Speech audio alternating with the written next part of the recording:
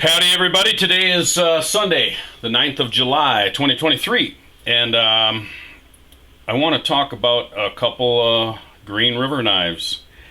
I drug these two knives out. Well, first of all, by the way, it's way too nice of a day to be cooped up inside the shop working. So I'm going to get out on the bicycle real soon. I got my Jones long wheelbase ready to rock. I'm gonna go on a nice 50-mile ride this afternoon and enjoy that. Meantime, I want to talk to you about these Green River knives, and I've drugged these two out in particular to demonstrate something. Okay, you see this knife here in the sheath, this very, very rough, crude sheath. I made that about 2 years ago. It was the first knife sheath I ever made. And it's also, coincidentally, the first time I'd ever done a saddle stitch by hand. I've sewn with a machine plenty, but by hand I'd never done much sewing at all. And so that was the first time I ever did a saddle stitch. And it's all right. It works. Covers the knife blade. And the sheath works. And this particular knife is the Green River sheath knife. This, coincidentally, is the same knife used by Robert Duvall in the movie Lonesome Dove. It's been on the North American continent for a couple hundred years, and it helped settle the West. Various models, not just this model of Green River knife, but 1095 high carbon steel. The sheath knife was one of the most popular, the most sought after of all the Green River knives. People love to have them in their pockets and whatever for doing chores as they came west and what have you. This one I did in copper scales. I put a copper handle on it. I had quarter gauge copper laying around and decided, hey, let's see what a metal knife with a metal handle works out. It's kind of heavy on the end, but it still works great. It's not obnoxious or anything like that. It actually has kind of a good heavy feel to it. But this knife is a favorite around our house. We have several of them in drawers and here and there for doing daily chores, opening letters, opening boxes, cutting up apples, chasing robbers, or whatever we're going to do with a knife, right? So 2 years ago I did that sheath and that handle. So fast forward to today, I just finished this thing I don't know, about 2 weeks ago, and as you can see, I'm doing I wouldn't have known how to carve a piece of leather to save my life 2 years ago, but now I'm doing things like this. It's getting pretty it's getting pretty insane. This particular drawing is the wild prairie rose. And there's a reason I chose the wild prairie rose for this knife sheath. I'll explain that in a minute. But the skull is laughing at death. It's a laughing skull. It's part computer generated, part drawn by hand by me. So it's a combination of the two. And I wanted to get a skull that had good symmetry and looked like it was kind of laughing as the leaves are falling down on him. He's laughing at life, laughing at death, I should say, and having a good time while he's at it. And there you have it. So I like skulls that are laughing at death. That's the real meaning of a skull for me, not darkness and death and this and that, but life. It's hilarious. Laughing at death. So wild prairie rose, beautiful symmetry on that skull. Wild prairie rose leaves falling down all around him. We'll get a look at the knife here real quick. This knife is, I bought this from Track of the Wolf, I think. They're like $55. And it comes without a handle, without a guard, and everything. You got to do it yourself. So I did this knife myself. I patinaed the blade. It was bright and shiny. I patinaed it in vinegar and made it really beautiful patina on there.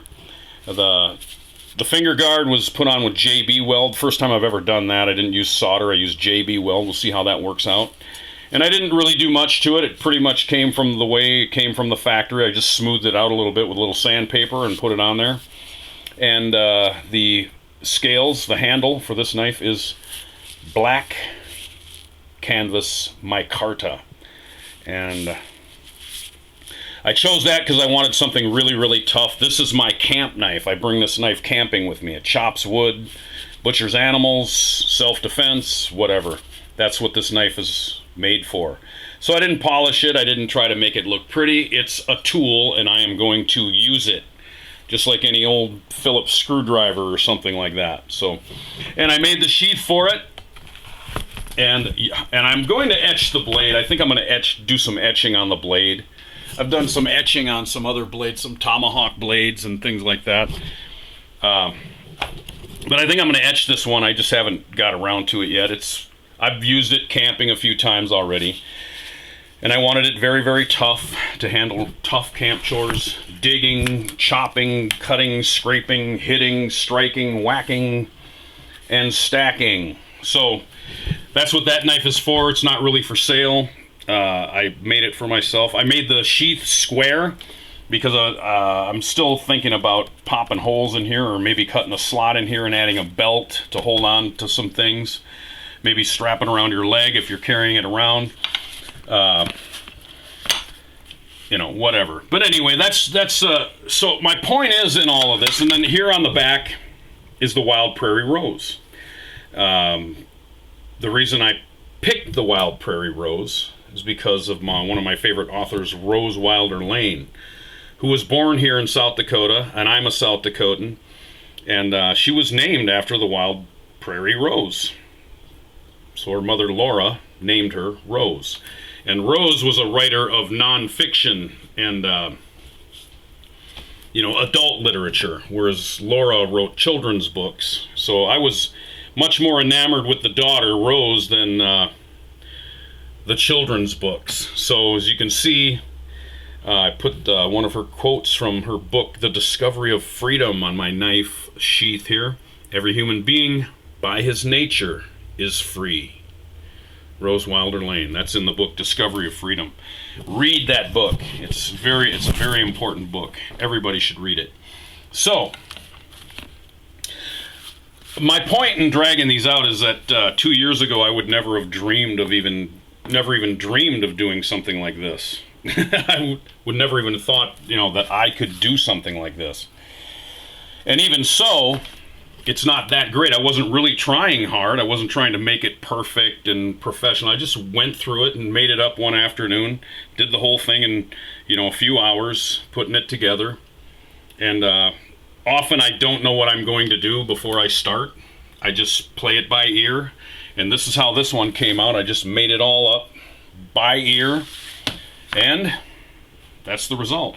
Now see, the point is, 2 years ago, I would not have dreamed that you could carve leather like this, that you could do things like this on leather. Wouldn't even have thought of it. Now I'm doing it, on a daily basis. I'm painting leather and carving leather and making these valets and these coasters and all this kind of stuff, Okay, so getting back to the Green River knives. Okay, just real quick recap here. 2 years ago, could barely do that. 2 years later, and I'm, like I say, I'm a part-timer. I don't work at this all the time, And I can churn out much better work than this if I really, really want to, and I really, really try. But for my camp knife, it will serve the purpose. So, if you're worried about your work, I can't do it, I don't think I'm going to make it, yeah, you will. Just keep at it, and believe me, you're going to do some things that are really going to surprise yourself, for you beginners out there. You professionals are looking at my stuff and probably laughing, but whatever. I got a very, very cool knife and sheath, and you don't. So, so look who's laughing now, pal. Okay, so these knives, these two, are also Green River 1095 carbon steel. And what I'm going to do with these is take this veg tan leather, natural veg tan leather, and I'm going to make scales, make handles for both these knives out of this kind of veg tan leather. And I'm going to paint them, just like I painted this one or this one. I'm going to paint the handles, and I think they would look really, really cool. What do you think? So I'm going to do that. I'll come up with some design. Like I said, I don't really know exactly what I'm going to do yet. I probably won't know until a couple minutes before I start.